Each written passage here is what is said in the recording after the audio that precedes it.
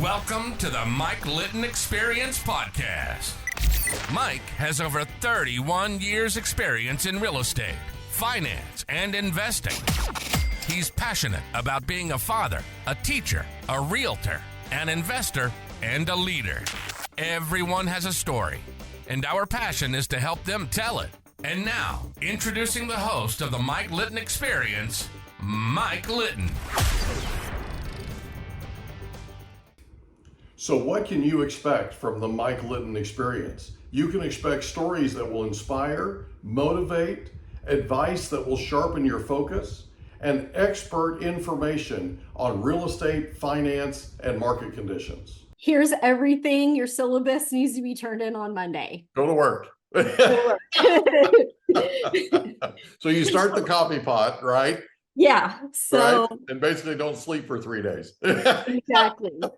Exactly. So I started that semester teaching at UCO, and then I expanded and I taught at several other colleges in the Oklahoma City area because as an adjunct, you don't get a full-time job. You just travel around. So I traveled around with several other people that were sort of making the rounds.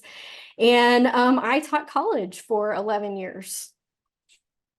Wow. 11 years. For 11 years. Yep. And all that 11 years adjunct? All that 11 years adjunct. Yes. Wow. So I started teaching college when I was 22 years old. So in English, we always joke that someone has to die before you get a full-time position. So that's the way it was. And I taught online and I taught in the regular classroom. I started teaching blogging in 2002. Wow. So we switched from teaching journaling to teaching blogging, which comes into play later in life. Right. We taught on Second Life, which it still exists, but it was like your first like VR world where you created a character. So that was really fun. I helped develop courses. I did all sorts. So I thought I would be there forever. And then my son was born. Oh. So that kind of changed life a little bit. And I decided that I was living in Oklahoma City, and we'll just kind of leave most of this out of the discussion, but my marriage was not going very well. And so I decided that I wanted to move back to Tulsa to be close to my parents when and if my marriage fell apart. I'm plan B, right? The marriage fell apart. I'm sorry. But yeah, no, it's totally fine. It needed to fall apart. But yeah, my son was born and I moved back to Tulsa, and there's just not the same opportunities for teaching in Tulsa that there are in Oklahoma City. And Tulsa's not as big as Oklahoma City. It's not, and there's not as many colleges, and Tulsa University requires that you have a PhD. I'm sorry, my dogs are. We'll talk about the dogs in a minute when we get back to the veterinary animal part. But they think it's fun to wrestle behind me when I'm talking. But yeah, so by the time that my marriage fell apart, I had 2 boys. And they were 4 and 2. So we sort of struck out on our own. And by that time, I had found another position. I had still been teaching mostly just online, but it wasn't enough to be a single mother. Right. So then I switched over to journalism. Okay. So I found a job as the web content editor for a group of newspapers in Tulsa, and it fit right in with my skill set. I would be writing, managing the websites, things like that. So I switched over into doing that. Wow. And that was super fun. I got to travel to all of the newspapers. I was doing a lot of training for how to use their systems. putting systems together. Right. Does it sound familiar? Stuff. Yeah. But it Where, was where were the newspapers? it was the Skytook Journal, the Collinsville, I don't remember what it was called. Now Collinsville, Tulsa, Bixby, Broken Arrow, Jinx. So kind of all around the kind of- Tulsa area. I Yeah, got you. kind of all Okay. around the whole Tulsa metro area. Yeah. And so that was really, really fun. I got to work with a great team of people. And, you know, as time went on, these community papers started closing down. Yeah. And little by little, and they were consolidating. And then my company got bought. Yeah. And that was fine. They kept my whole department on. And then later on, they got bought again. Yeah. And they dissolved my department. Yeah. Well, the at that time, again, this is stuff you can't make up. Right. At the time, the main editor knew that I had moved to Skytube, which is where I live now, with my now husband, who's amazing and fantastic. But I had moved to Skytube, and he came to my office, got down on his hands and knees, and begged me to take the editor position of the Skytube Journal. Wow. That doesn't happen every day. No, it does not happen every day, but I had already been working in that office because I had moved to Skytube and they had lost their secretary and they needed some help. So I was going in, filling in, answering the phones, you know, this and that. And they said, you know, as we're doing this transition, we want to transition away from the guy that's been doing it and put you in place. Wow. Can you start Monday? Oh my gosh. Or I was Here we actually, go again, right? Yeah, here we go again. It was actually, you know, can you start later today? Right. So, Unbelievable. so I became the editor of the Skytube Journal, and I did that for 10 years. Wow. So it was wonderful. I had so much fun doing it. And that's when I really realized that, you know, I really enjoyed teaching other people how to tell their own stories, teaching them how to write. And then I got to do that, and I got to tell people stories. And that's really kind of what made me realize what my trajectory would be after that. Right. Because I loved going to, you know, the high school games and following these kids and their high school careers. And, you know, we had a couple of wrestling kids who made state all 4 years, Yeah. and won their division in state all 4 years. So, you know, it's really fun to follow these stories, kind of like you were talking about following some of your guests and just talking to people, you know, around the community, telling those stories, whether they were uplifting or heartbreaking or, you know, just really those hard-hitting investigative stories, which in a small town of 8,000, there's not that many, but there were, you know, a couple. Right. And it was really fun to get to kind of know the people, and, you know, to go to Walmart and have somebody come up to you and be like, oh, hey, I read your story, or did you hear about this thing? So I did that up until a few years ago, and my position was eliminated Oh my gosh. because community newspapers. Yeah. Fortunately, because I am the queen of Plan B, I Thanks had to your already, dad. yeah, thanks to my dad, I had already started the writing detective because I kind of saw the writing on the wall, and you know, I had planned to go down with the ship, as it will, until the paper closed. I wasn't quite given that opportunity. It's still functioning, but it's run by a bigger town. Gotcha. But I had already started the writing detective because I thought, you know, over my crazy life, I've learned all these different skills.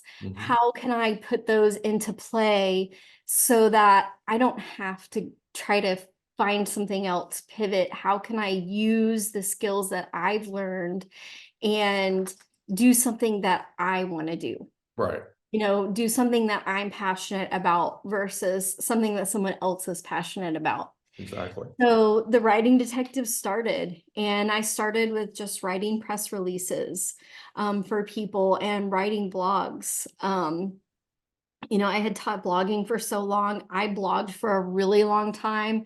I became very interested in SEO and all of the things that go into creating websites. I learned how to design websites better than I had been. I Right. made some of my own blogs and some blogs for other people, but I really kind of dove headfirst into taking bits of knowledge that I had and expanding those.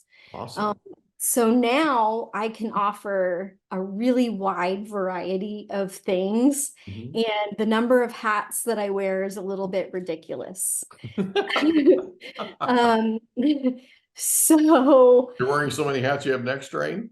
yes, That might make you an entrepreneur. yes. So, and we had tried a lot of different things in the past. I had tried blogging in the past. But I really kind of burnt out on it because I hadn't really found the right direction. Right. I've published some poetry, but poetry is very, very competitive and there's no money in it. So Mhm. while I was a single parent, that kind of fell to the wayside, that Right. sort of creative aspect. My husband and I, we bred ball pythons and geckos for a while in our living room. So that was really fun, but let me tell you, it's a lot more work than you think that it is. I cannot So imagine. so we ended up selling them, and I've always been kind of that entrepreneur at heart. I've always tried to start, I tried to sell like jewelry and makeup and, different things throughout the years. But I'm an introvert. Yeah. So sales, not really my thing. Right. So I didn't really succeed at any of those sort of entrepreneurship. But with the writing detective, I was determined, absolutely determined. So I took two things that I love intensely, which Mhm. is writing and Sherlock Holmes, and I smooshed them together, Yeah. came up with the writing detective because I think with with my background in journalism and asking questions and digging deep and finding things out and knowing how to get people to talk about what they're doing and the way that they think about things, detectives seemed apt. Absolutely. So that's where that name came from.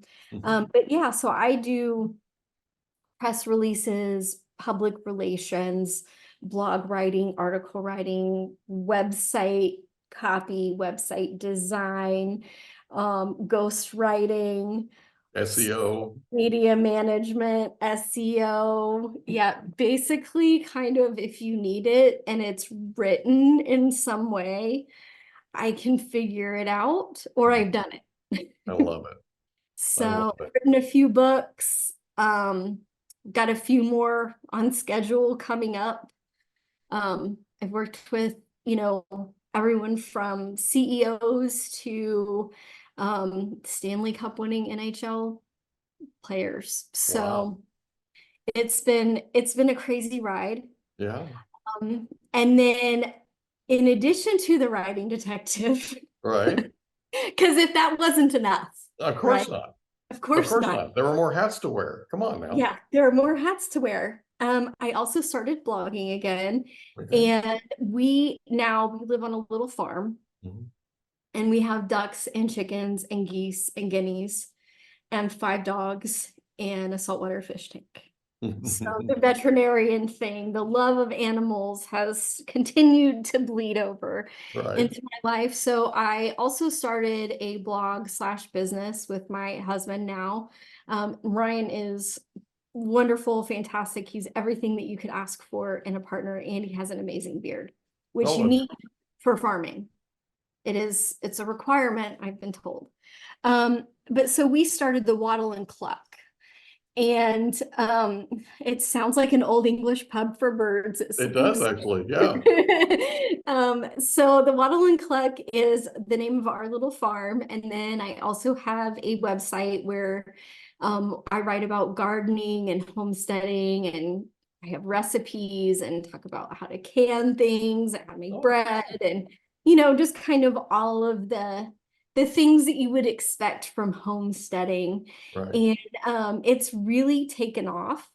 That's cool. And then we sell our eggs at in Collinsville, Oklahoma, at a little place called the Farm Hippie Farmers Market. There you go. It's like a farmers market, but it's a grocery store. So they have an actual like indoor shop. Oh, okay.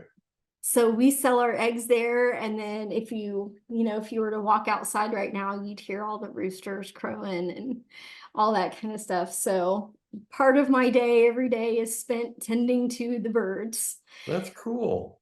And if that wasn't enough, I also started, it's still pretty new, it's still growing, but I started another blog called A Pen and a Page. Okay. And what I really want to do there is I really want to kind of go back to my teaching roots and really focus on teaching people how to write.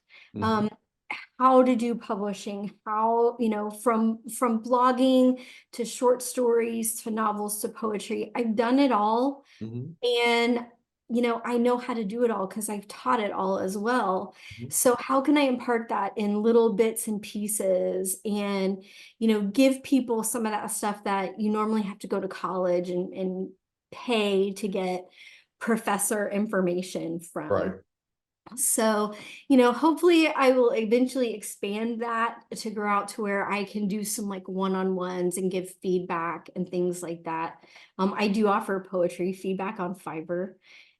So I would love to kind of translate that to, hey, and developmental editing, but, I can help you to improve what you're working on or help talk through plots or, holes in your world building or, whatever it is that you need, sort of bring back my passion for teaching in a different realm. So that's where that's growing. And then Wow.